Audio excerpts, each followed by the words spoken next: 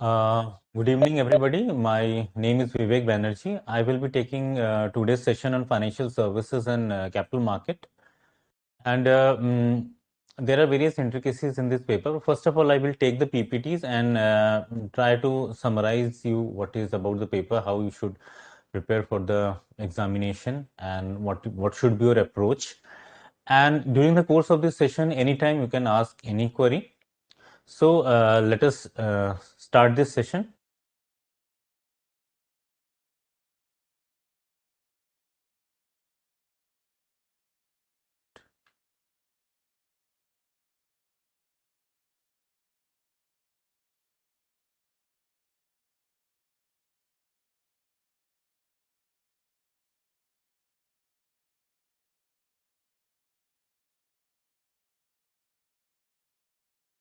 Okay, and now the first I will take some of the general queries which students generally ask. The first query which is how the elective paper is different from the other core papers at the final level. In the elective papers, the duration of the examination is 4 hours, while in case of core papers, the duration of the exam is 3 hours. That is the basic difference. And second difference is that the open books examination is of 4 hours, while in the core papers, the duration of the examination, as you know, is 3 hours. So these two are the basic differences. That is, it is an open book examination, means open book means you can consult any book beside the study material, and the duration of the exam is 4 hours, means you get 1 hour more. And it is another difference, you can say it is entirely case-based paper, case study-based paper, because in other core papers, there is a mix of case study and the descriptive question. But in this elective paper, in all the elective papers, the questions are entirely case study based. And there are only 5 questions, and out of the 5 case study questions, the students have to select any 4. While in case of core papers, there are other questions also, not it is the questions are not limited to 5 only. So these are the basic differences between the elective paper and the core paper. Now, the next question which emerges in the mind of the student is what material consists of open book? Open book, first of all, the open book consists of the study material. In this paper, that is financial services and capital market, the study material, as you know, is divided into 2 parts, Part A, Part B. Part A consists of chapter 1 to 17, and Part B consists of the SEBI regulations. So you can carry both these books, and if you feel any other book which is relevant for the purpose of this examination, you can carry that also. Means you can carry any book of your choice besides the study material. Now, another query maybe on what would attempting an open book pattern of examination be different from a closed book pattern? In this paper, since the questions are entirely case study based, you have to be very thorough while reading the questions, and sometimes you may have to read the case study again and again to get the concepts clear. Sometimes case studies are big. It may run into from 3 to 4 pages to even 7 to 8 pages, 10 pages.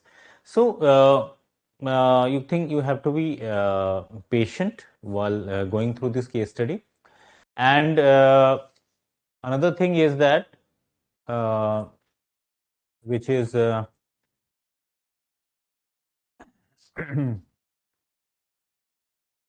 relevant is that in closed book pattern, the facility of opening any book or the facility of consulting any book is not there. But in case of this open book examination, you can refer any book during the course of the examination. But you can refer any book, but if you see the past question papers, the questions are set in such a manner that if you are not thorough in reading the study material, or if you have at least not read the study material or the SEBI guidelines thoroughly, then you will find it very difficult to answer the questions or attempt the questions or solve the entire question paper in a particular time period in 4 hours, because in 4 hours also you find this 4-hour period short. So you can say that you have to be very preparation should be very thorough in this paper. What is the duration of the examination for this in this elective paper? The duration is 4 hours, as I have just discussed. What is the pattern of examination in respect of this paper? The pattern of examination for this paper is open book and case study based.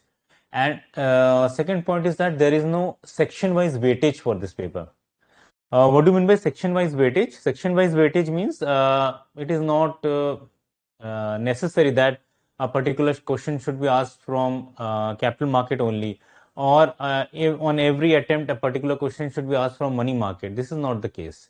So there is no section wise weightage, or this particular marks 10 marks should come from capital market, or 5 marks should come from money market, for example. This is not the case. So there is no section wise weightage for this paper.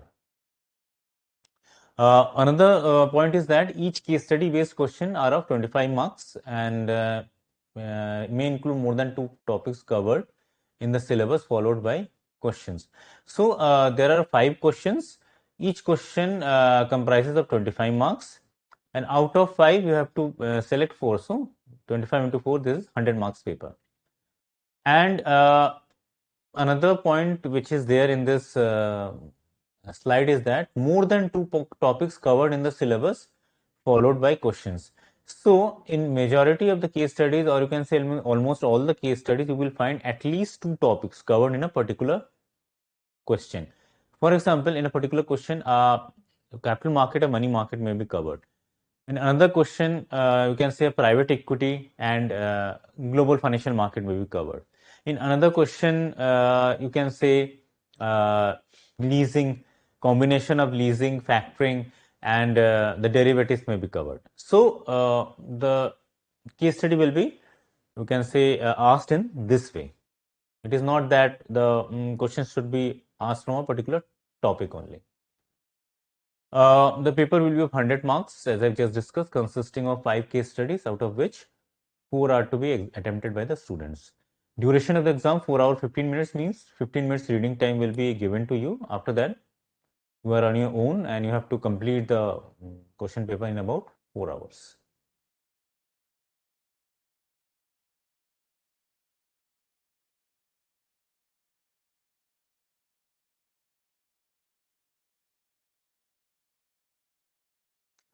Yes, Vasant, Viraj, I would say you can you can prepare notes in the book itself, and you can carry that book also. There is no problem in that. You can carry any material with you, as it is an open book examination.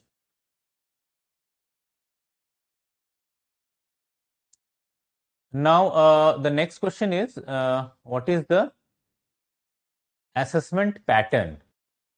What is the assessment pattern? I will summarize it again. Each case study will be of 25 marks, consisting of 10 marks MCQs, multiple choice questions, and 15 marks descriptive questions.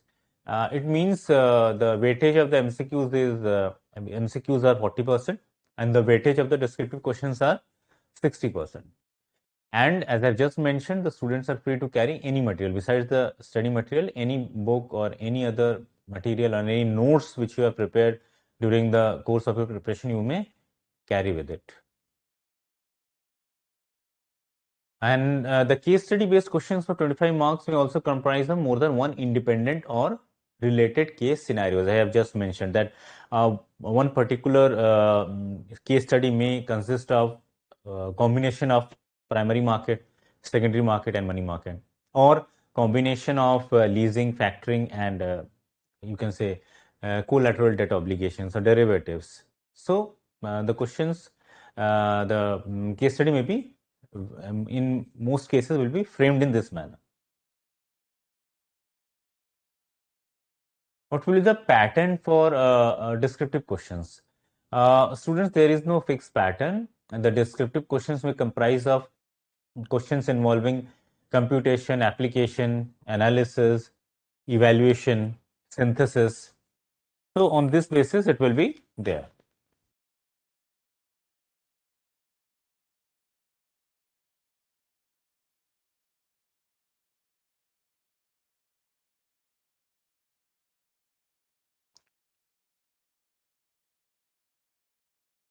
In some courses, cases, the question may be asked from the student that actually what is this difference between this application, analysis, evaluation, synthesis.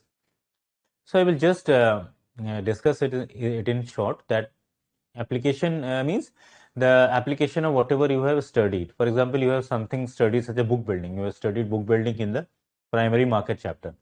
So if this any questions comes from book building, that is the application of your knowledge, whatever you have read. Now analysis means to certain facts have been given. On the basis of that, your opinion on a particular manner may be required. For example, there is a particular question on ratio. Some ratios are to be given, or you can say particular question a mutual fund is given, and you can say a trainer ratio is given, Sharpe ratio is given, Sortino ratio is given, and you have to analyze or you have to give a recommendation that or which mutual fund is better. For example, there is a mutual fund A, there is a mutual fund B. So you have to give your recommendation on which mutual fund is better on the basis of particular ratios which may be given in the question itself, such as Sharpe ratio, trainer ratio, Sortino ratio, and so on. And evaluation, as you know, evaluation means to give a judgment on a particular thing on the basis of whatever facts have been given. And synthesis means creating something new. Whatever information has been given, on the basis of that information, you have to create something new. And in the next point, there may be either practical based question, scenario based question, numerical presentations, and or testing of conceptual understanding. Scenario based question, as I have just mentioned, for example, take a particular question on this mutual fund.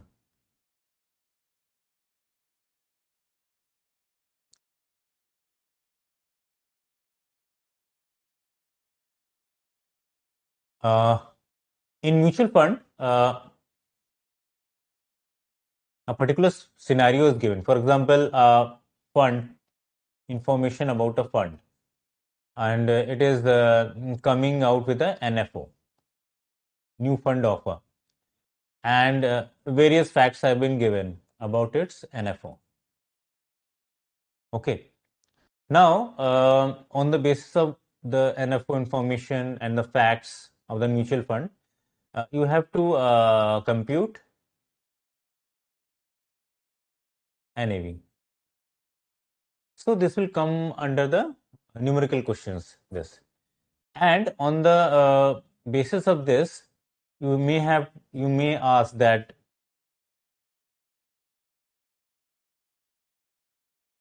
on the basis of the facts, you may be asked that whether on the basis of beta or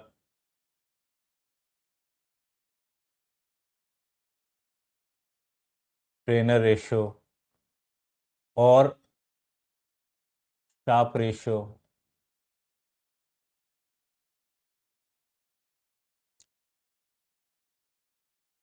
whether mutual fund is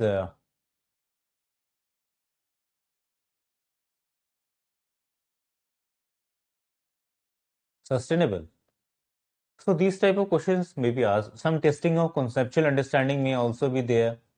For example, it may be asked that what is the various contemporary topics in the mutual fund, such as you may be heard of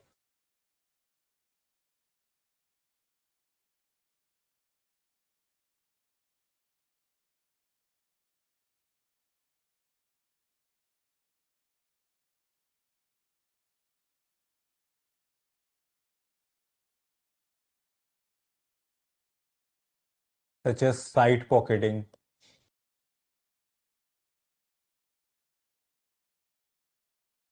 and tracking error,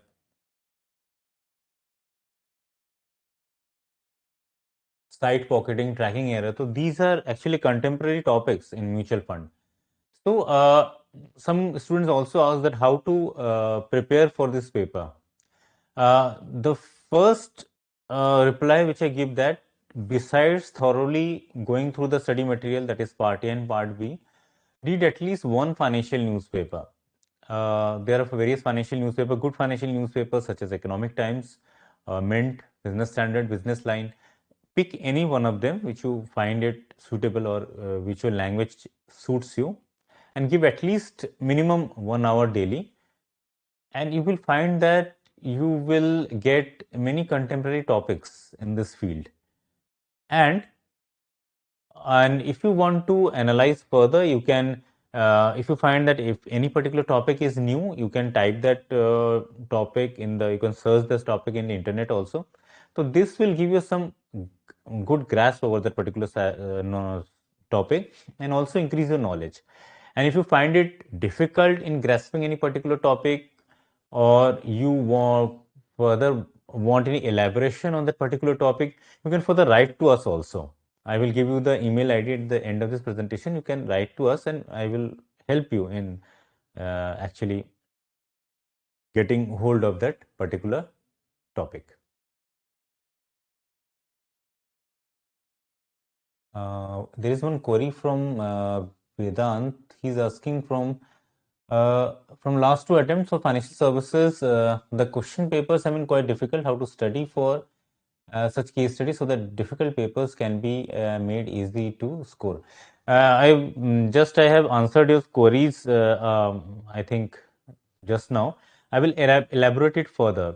As I was just discussing, that the study material is there to give you a conceptual understanding. The purpose of this paper is such, the nature of this paper is so vast, or you can say so extensive, everything cannot be covered in the study material. So you have to read. Study material is there for your conceptual understanding. You have to read it.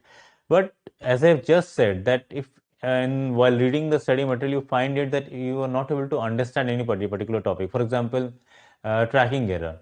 What is the there is a difference between tracking error and tracking difference. So what is this? What is tracking error? What is tracking difference? What is the difference between these two topics? So you try it on your own first. Try to search it in the internet. Try to get the grasp of this topic. And if you still find it difficult to understand, you can write to us. I will help you in understanding this topic. So this way you can proceed. And as I've just said, that you have to read financial newspaper extensively to have some idea of what is going on in the financial services and the capital market. Minimum 1 hour. If you put more than 1 hour, 2 to 3 hours, that will be best for you to gain some sort of good understanding of this financial services and capital market scenario. I will give you an example that how to go about the recent topics. That is, if you read yesterday's Economic Times newspaper, there is a very interesting news came that banks in India will explore clearing and settlement of dollars at IFSC. IFSC means International Financial Services Center at Gift City, that is Gujarat International Finance Tech.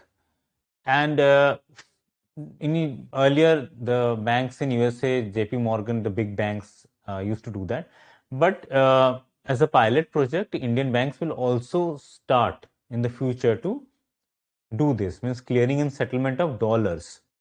So I have just given hint. So try to just read this topic entirely. If you find it, and Google it in the internet also, read related news from these topics, 3-4 news and other newspapers, because it will appear, it might appear in other newspapers such as Business Line and Business Standard, Live Mint also. So you will get some grasp of what is happening. Google it, clearing settlement of dollars, and if you want further elaboration, you can discuss with me also, and email to us, and we will help you. And another topic that I will give you another example, that which appears in yesterday newspaper, Mint, Live Mint. That is, SEBI is now very circumspect in scrutiny of IPO papers, as it returned the preliminary papers of half a dozen companies.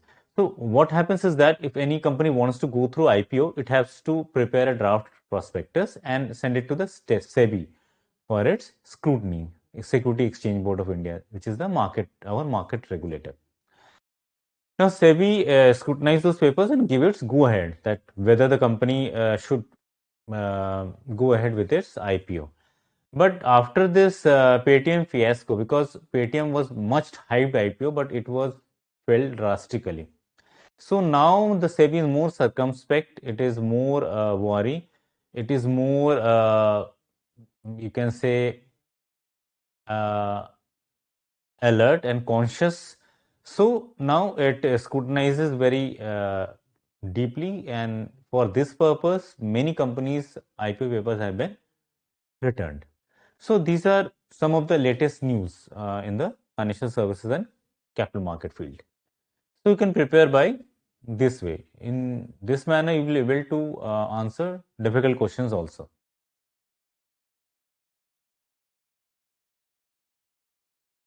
Uh, Now, how do we go about selecting the case studies? This is an important question.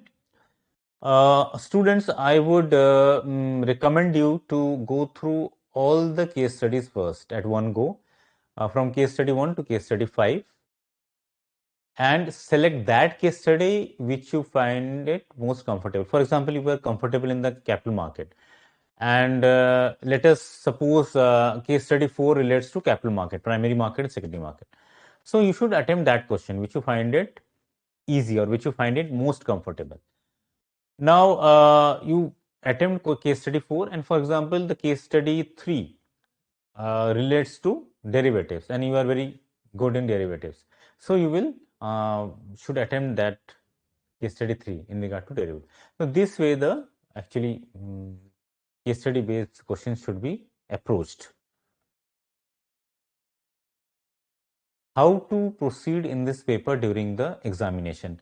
As I have just said that go through the case study at least once, pick that case study which you find it most comfortable. And one thing to be very you remember is that uh,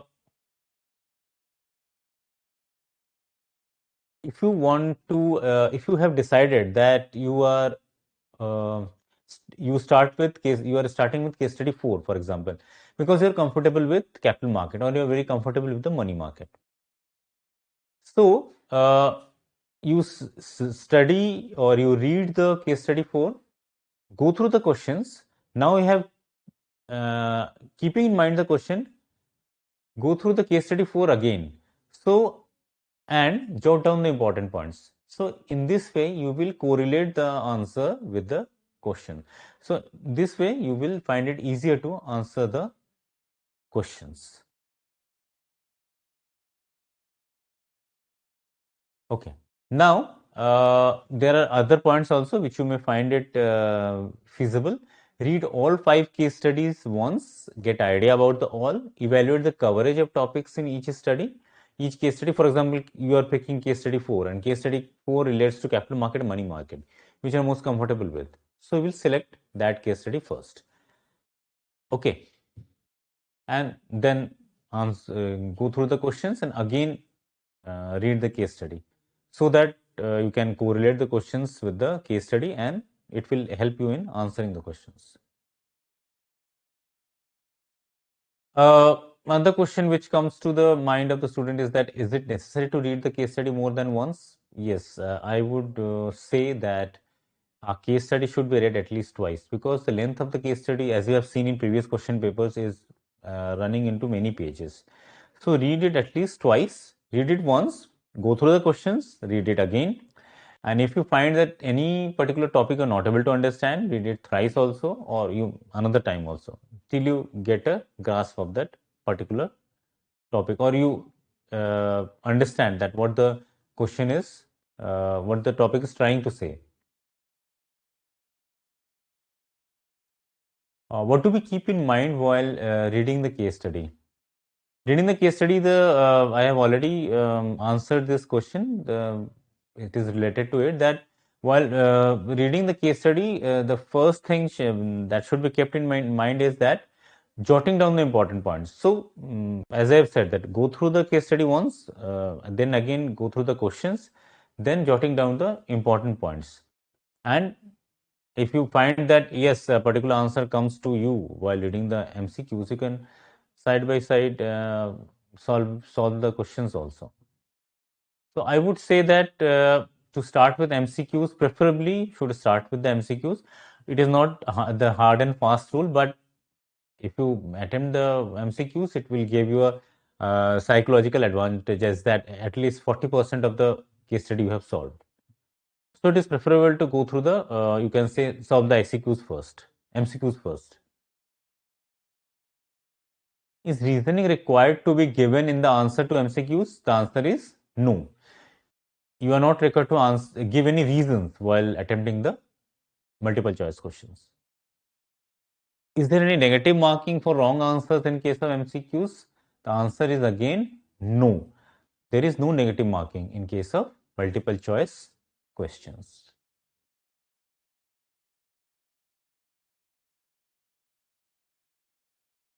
Okay. Is there any specific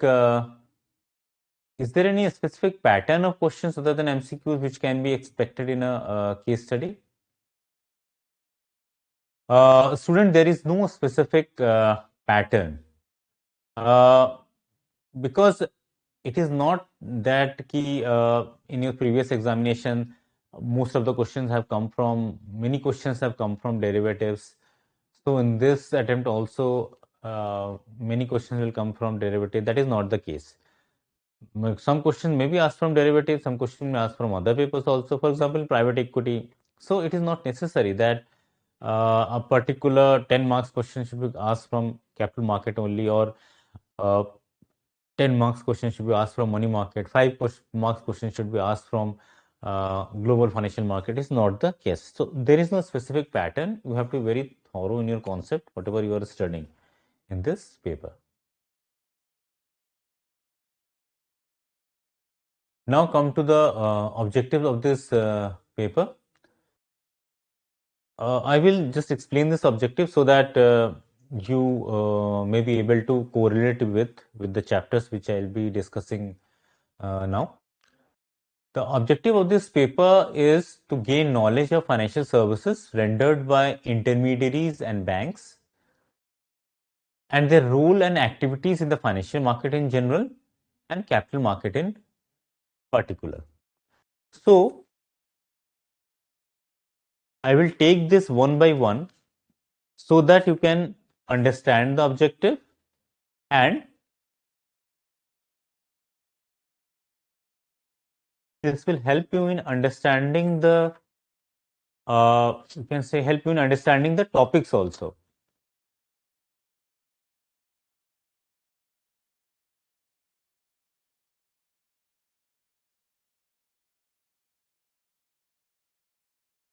Okay.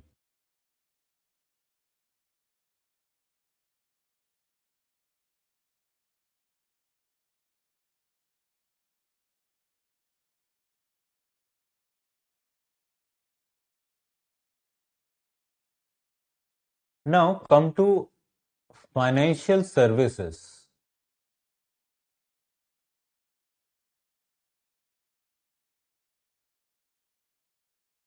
You are preparing this paper. I will give you I will ask you a simple question, that what do you mean by financial services? What are the entities which provide this financial services? Take a pause for some moment. Financial services, in a very simple language, can be divided into two parts. First, fee-based services, and second, fund-based services. Fee-based services means you are paying certain fee. For example, you are opening a demat account. You want to invest in the shares of a particular company, for example, Reliance. So you have to open a demat account. These services in regard to demat will be provided by a depository. will be provided by a depository. So you have to pay certain fee to the depository. So these are fee-based financial services.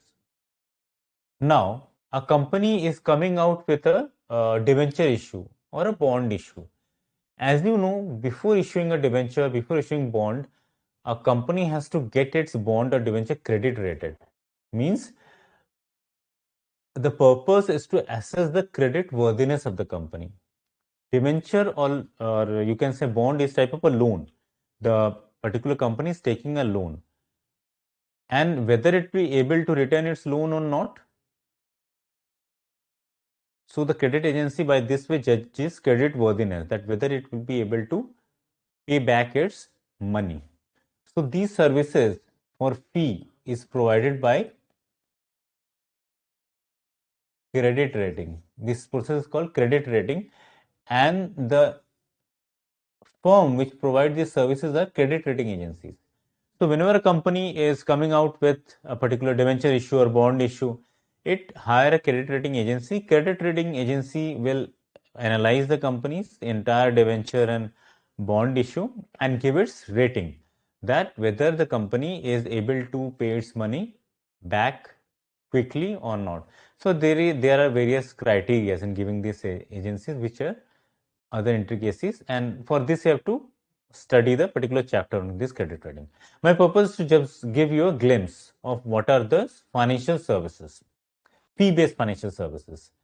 So another fee-based financial services is mutual fund. Mutual fund also provide you a service.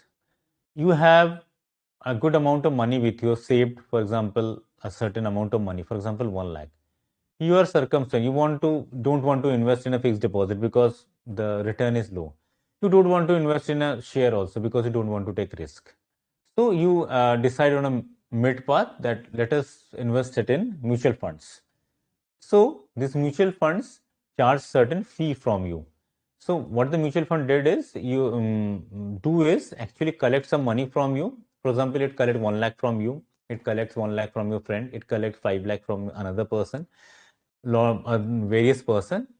Then they kept this amount in a pool and invest in various base in shares, debenture, bond, whatever it is. So mutual fund provides these services for a fee.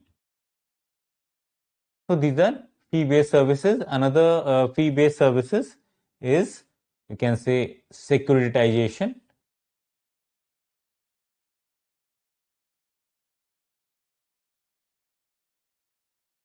Okay, now come to fund-based services. What are fund-based services? These are actually financial institutions which want to invest or which want to give loan. Invest or want to give loan.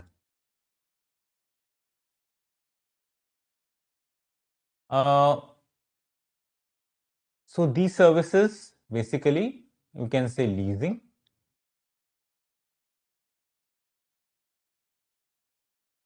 Okay, because you don't have much capital, so as a particular company, if it has not enough capital, it will lease certain equipments for a particular leasing company. So leasing company invest in this. Then factoring.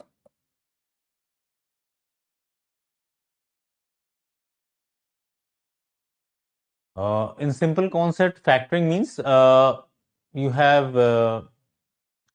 sell certain amount of goods to a particular company. So that company and you are not certain that you may be able to recover that money or not. So you assign that responsibility to a particular factoring company. So that company for a fee will invest you, means give the amount to you. You have sold rupees 1 lakh to a particular person, for example, B. But B will return the money to you in 2 months. But you will now require the money now. So what you will do, you will sell this receivable, this 1 lakh amount, to a particular factoring company. So factoring company will pay 70 to 80% of the amount. which is say 80,000. So you will get 80,000. You can manage your day-to-day operation, and factoring company help you for a small fee. So that is the job of a factoring. So these are some of the examples of financial services: fund-based leasing, factoring, and fee-based depository, credit rating agencies, mutual fund, and securitization. So what is the objective of this paper? To gain knowledge of these financial services, various fee-based services and the fund-based services, which I have just discussed, and their role and activities in the financial market. So I will just go through brief in the financial market also.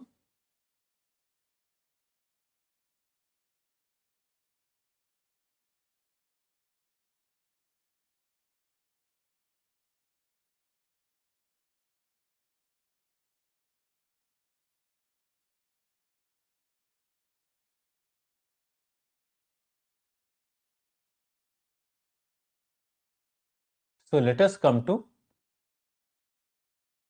financial markets. I think you have got some sort of idea about what financial services are. Any question you can ask. Financial markets, as you know, can be divided into capital market and secondly money market.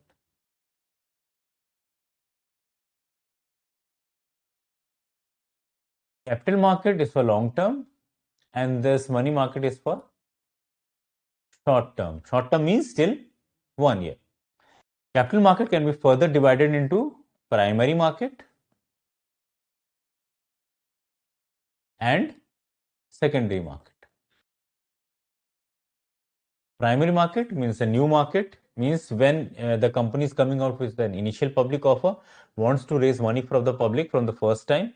And secondary market means the company which have already in existence, the purchase and sale of shares in those companies. For example, Paytm has come out with an IPO.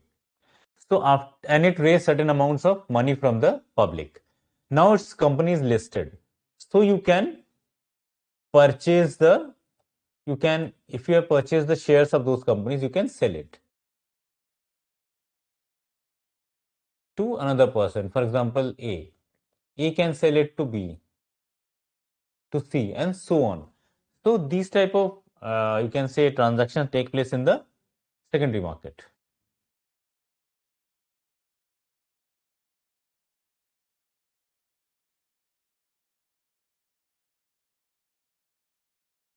So the purpose of this you can say financial services and capital market paper is to have a prime knowledge of this financial services, the financial market, especially the capital market, and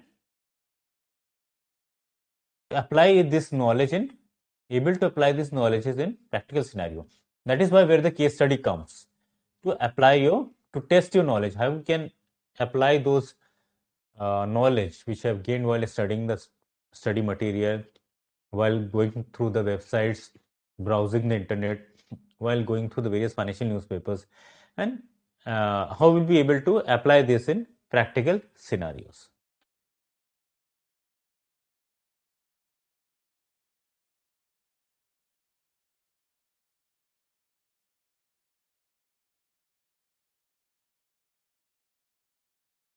Okay.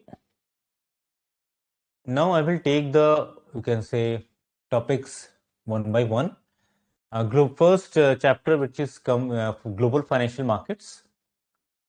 In this case, not only the Indian financial market, but the brief description of the global financial market is taken.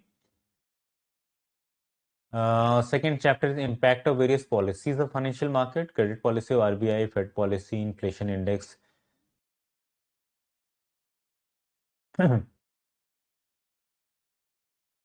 Now, in the first chapter, global financial market, there is one topic: role of financial market in economic development of a country.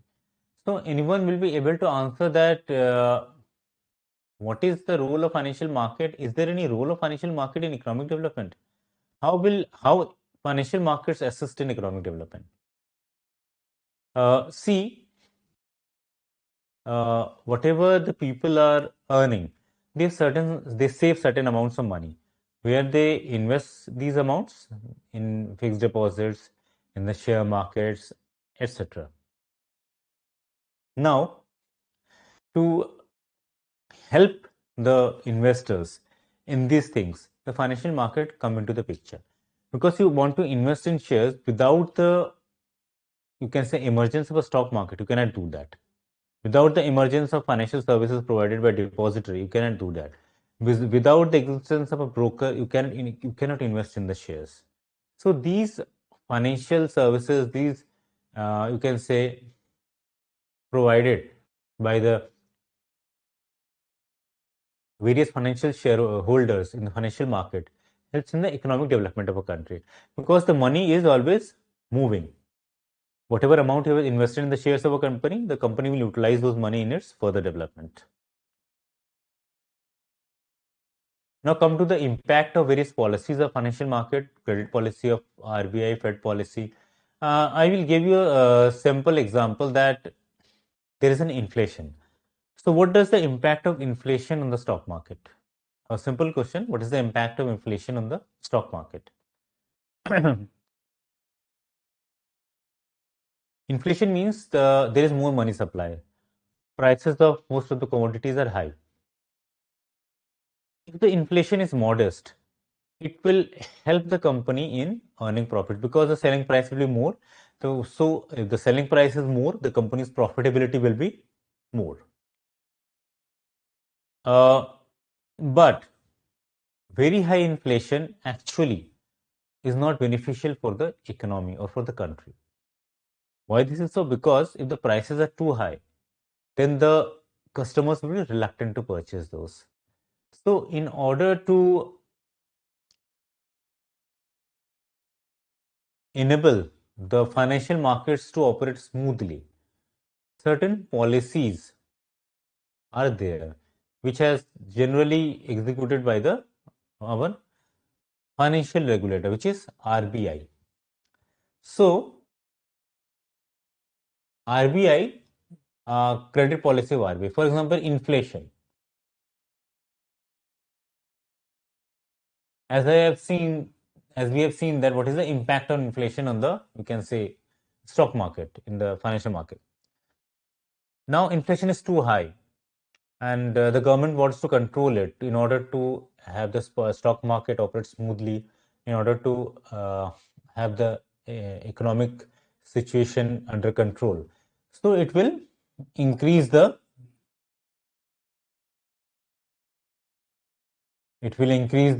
bank rate. Now this increase in bank rate will, what will it will do? What is the bank rate? Bank rate is the rate at which the Reserve Bank of India lend to commercial banks. Let us take a hypothetical example that the bank rate is 5%. Okay. Now the Reserve Bank of India, in order to control inflation, enhance it to 5.5%. So what will its impact? Now the Reserve Bank of India will lend to commercial bank at 5.5% and not 5%. So now the commercial banks have to pay interest to the Reserve Bank of India at 5.5%, not 5%. So the commercial banks will be the commercial banks will be reluctant or will find it, you can say, will not find it easy to lend money. So in this case, money supply will be less. If the commercial bank is reluctant to take money, then this reluctancy will be percolate to other companies also. Because why the company will pay more interest? So they will wait for some more time. So money supply will be less. If the money supply is less, then the inflation will slowly come down. So this is one of the measures which generally the financial regulator or the RBI follows in order to tame inflation and to, you can say, to enable the smooth operation of the economy. Now come to capital market. Capital market, as you know, is a new issue market. Various topics are there in this capital market. Primary has been discussed. Main topics which you will have to actually take care of is book building, green.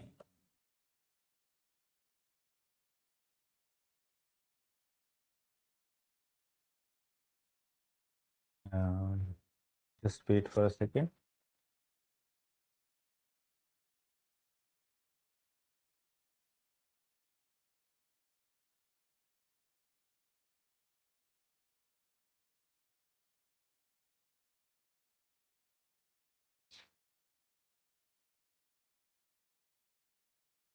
Yes. Green shoe option, anchor investors,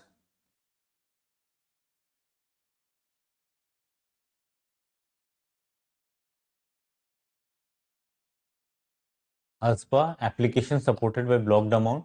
So these topics will be covered in this primary chapter. And if you have any question in these topics, you may ask, or you can go through the study material and ask questions if you find it any difficulty in these. Now come to secondary market. In the secondary market, as you know, is the market in which purchase and sale of those securities which are already listed takes place. In this chapter, excuse me, in this chapter, the topics which will be covered is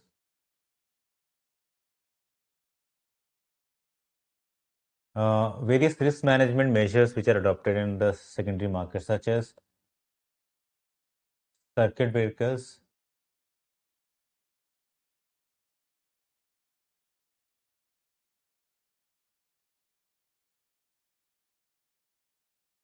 uh, clearing and settlement,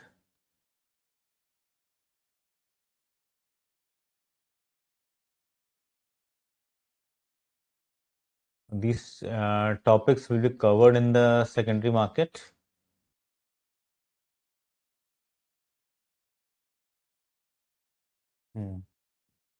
STP, straight through processing, margin trading, short selling. These are some of the topics which will be covered in the Euro secondary market chapter. Any questions in this?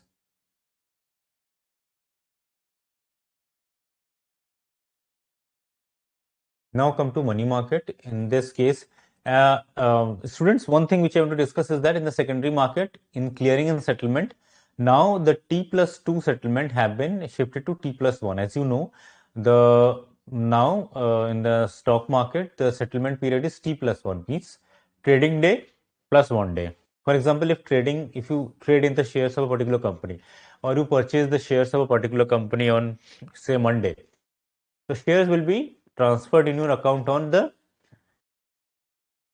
settlement will take place on next day, Tuesday, and by Wednesday the shares will be transferred in your account. Now come to money market. These are the topics which will be covered in this chapter. One thing which needs attention is this LIBOR. LIBOR, as you know, is London Interbank Offered Rate, and now the LIBOR is dying a slow death. Various new options are being, you can say, generated to replace this LIBOR as a benchmark. You can say various options. One is SOFR, that is secured offered financial rate, SOFR, and so on.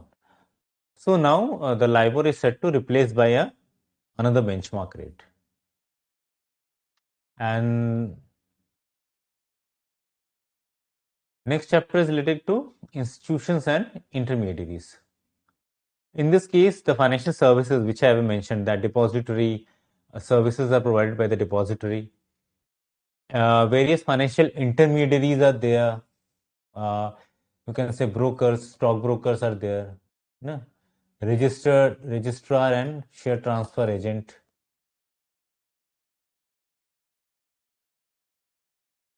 registrar and share transfer agent, underwriter, banker to the issue,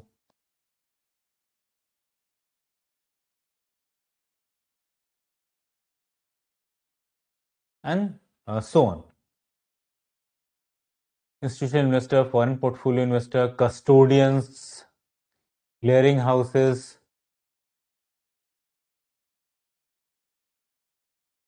Now come to commodity markets. In this case, not only commodity market, but commodity derivatives will also be covered.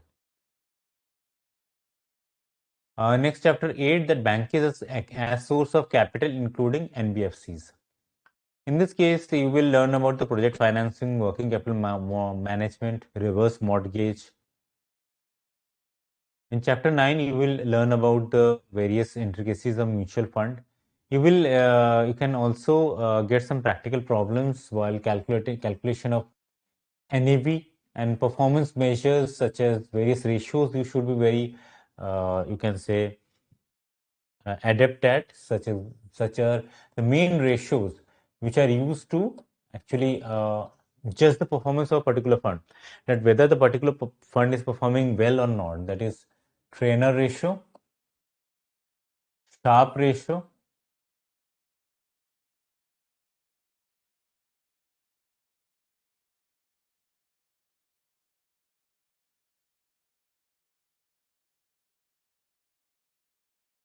and another is exchange traded funds. And you have to be very, you can say, adept at about what is exchange traded fund and what is the difference between the exchange traded funds and the mutual funds. Now, there are topics which are covered under REITs and InvITs also. Private equity. There are some questions which practical questions are covered in private equity also. So you go through this chapter very carefully. If you find any difficulty in this, you can ask also. Because now the private equities are much in vogue. Majority of the, you can say, startups are financed by the private equity also, and venture capital, and then private equities. And right now, as I was saying that initially, earlier, what used to happen is that the startups are financed by the angels, and after 2-3 years, the funds are put by the venture capitals. And when a particular company is in a stage to prosper, about 5-7 years, then the private equity infuses fund in that particular company. But now the scenario has been changing, because now the various startup who are barely 1.5 years, 2 years old are generally financed by the private equities. Big private equities, as you know, the Tiger Global, Sequoia, and so on. Microsoft. Now come to investment banking, which is chapter 11. Investment banking is relating to merchant banking. So this is also an important topic. This is merchant banking and issue management, and you should go through it and learn about the role of the merchant banker in managing the issue.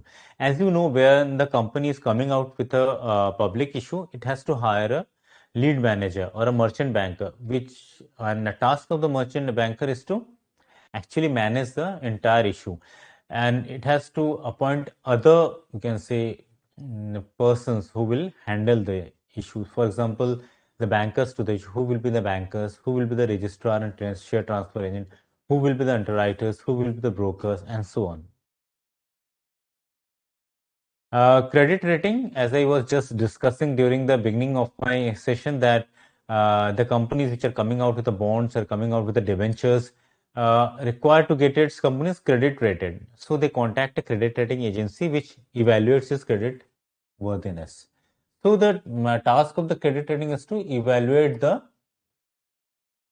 evaluate the credit worthiness of a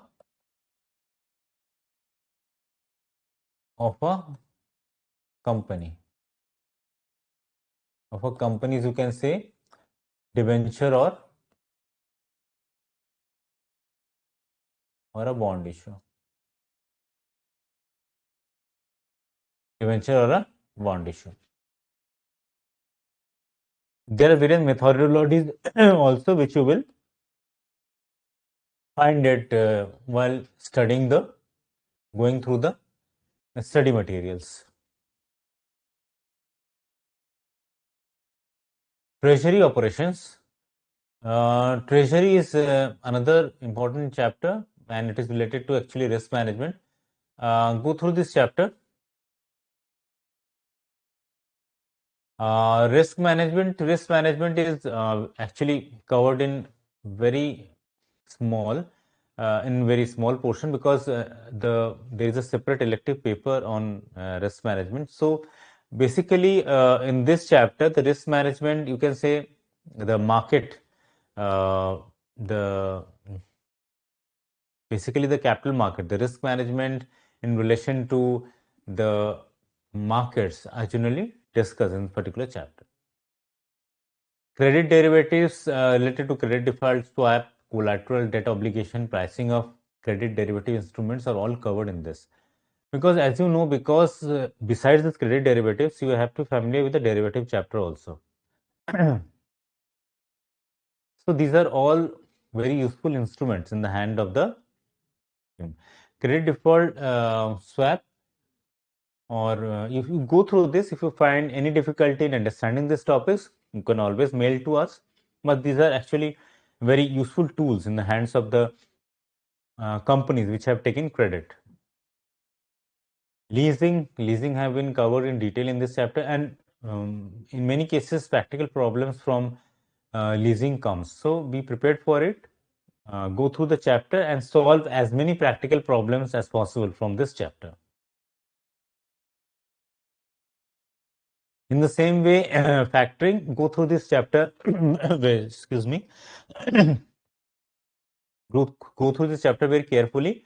And in this chapter also, many practical problems have been asked recently from this chapter, factoring. So solve as many practical problems as possible from factoring. So I would suggest you to solve practical problems from leasing, factoring, and the mutual fund, as many practical problems as possible. And besides that, you have to be very thorough with the derivative chapters also. I will go through it first, that there are certain other topics which we will have to be conversant with besides the topic which I have just discussed, such as securitization, valuation of bonds and debentures, derivatives, interest rate risk, the SEBI Act, and all these chapters. So you have to be thorough with the, if you are studying derivative, you have to thorough with the practical problems of derivatives. You have to be thorough with the practical problems from interest rate risk. You have to be thorough with the valuation of bonds. Now, last but not the least, the part B of your study material, which are SEBI guidelines or the recent regulations, which are very important. The 5 regulations which you have to go through is SEBI LODR, that is SEBI listing obligations and disclosure requirement. Second is SEBI prohibition of insider trading regulations, SEBI issue of capital and disclosure requirement regulations, SEBI buyback of securities regulation, and SEBI mutual fund regulation. And one thing you have to remember, that these have to be, the portion which will come is these regulations amended till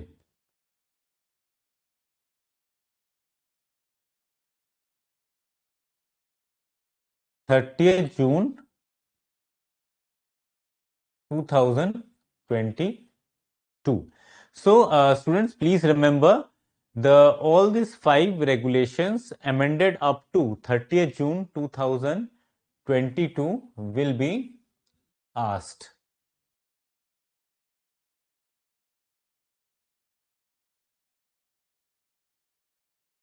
So all these SEBI regulations, 5 SEBI regulations amended till 30th June 2022 will be asked, and it is available in your, you can say, website. You can go through it.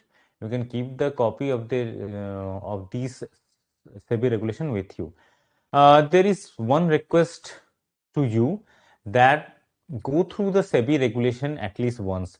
So you will be able, this will help you in answering the questions. Because if you haven't gone through the SEBI regulation, if you think that by carrying those materials you will be able to answer those questions quickly, then that will not the case, because there are number of regulations, sub-regulations, clauses, sub-clauses. If you go through these regulations, you will find it. So if you have studied it once, then you will find it easier to locate the particular regulation quickly and answer the questions which have been asked from these regulations. So I would request you to go through the study materials of part B, especially the all these five SEBI regulation at least once. If you can do this more than once, then it will be more beneficial to you. But at least once you should go through it. So this is all about this financial services and capital markets session. This is the contact number. You can call at this number. You can email us also at this email ID. It is in front of you. Write to us. I have just discussed. Go through the study material thoroughly. Read the financial newspapers. Make it a habit to read it daily, at least minimum 1 hour. Have some interest. Try to Google it. Try to gain more knowledge of these topics, and discuss with me. If you find that anything you are not able to understand, please write to us. So if you have any questions, yes, this Viraj is asking what is factoring. I will explain it to you.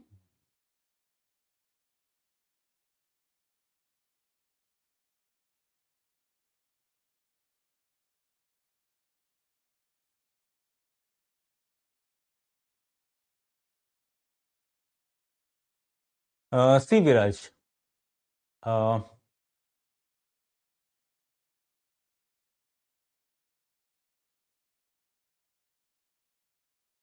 let us take an example. You will be able to understand this better.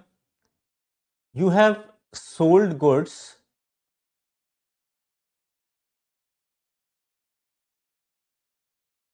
worth rupees 1 lakh today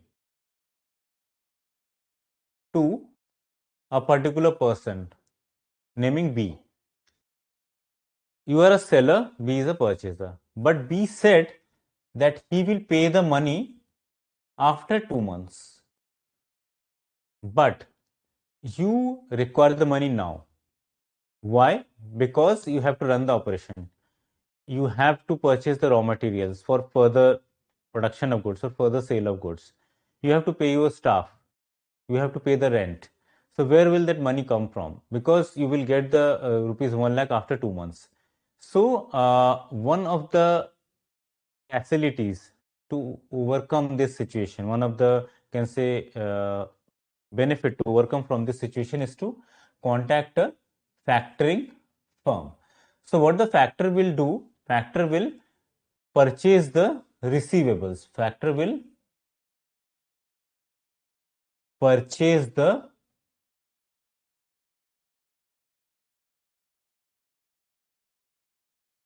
receivables of this rupees 1 lakh from this particular person, say A. The factoring firm will purchase the receivables for from A. So what it will do, it will pay A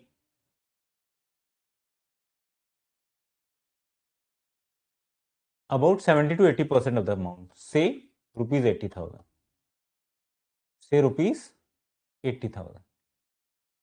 And rest of the money it will pay as when the A will able to get the amount from B after 2 months. Then rest of the amount will, so most of the situation factoring will collect the amount directly from this B, from the purchaser, and then pay the 20,000 remaining amount to A. So in this case, the factoring firm will charge commission for that, will charge small fee for that. So this is was factoring, yes. So factoring is, you can say, a aid, a benefit to companies to manage their working capital requirement, because the firm requires working capital money to manage their operation on a day-to-day basis, to pay rent, to purchase the raw material, to pay their salaries to their staff. Where will the money come from? So these money will be provided by the factoring. So factoring is you can say is a type of extension of a bill discounting process. So I hope you have understood it. Thank you so much. Okay, if you have any query, please go ahead, or otherwise I will wind up this session. Email is given to you. Can you always ask me questions through this? Okay, then thank you so much. Thank you for your patient listening. Thank you.